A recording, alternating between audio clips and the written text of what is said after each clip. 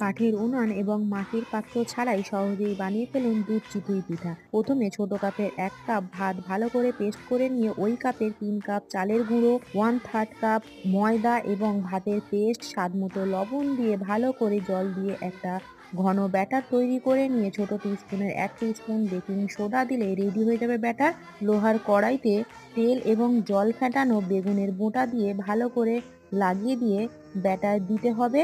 2.5-3 minute লো ফ্লেমে ঢাকা দিয়ে রেখে দিলেই রেডি হয়ে যাবে চিতই পিঠা। এদিকে ফুল ফ্যাট মিল্ক, তেজপাতা এবং এলাচ দিয়ে উষ্ণ গরম হলে আবার মিল্ক পাউডার দেব। ভালো করে ফুটিয়ে নিয়ে হালকা ঠান্ডা হলে গুড়ের পাটালি দিয়ে ভালো করে নাড়িয়ে চাড়িয়ে গরম গরম পিঠা দুধে ভিজিয়ে দিয়ে আবারও ভালো করে ফুটিয়ে নিয়ে রেখে দিতে হবে 2 থেকে 4 ঘন্টা। তারপর ঠান্ডা হয়ে গেলে ওপর থেকে খেজুরের ঝোলা গুড় দিলেই রেডি হয়ে যাবে দুধ চিতই পিঠা। খেতে হয়েছিল কিন্তু অসাধারণ।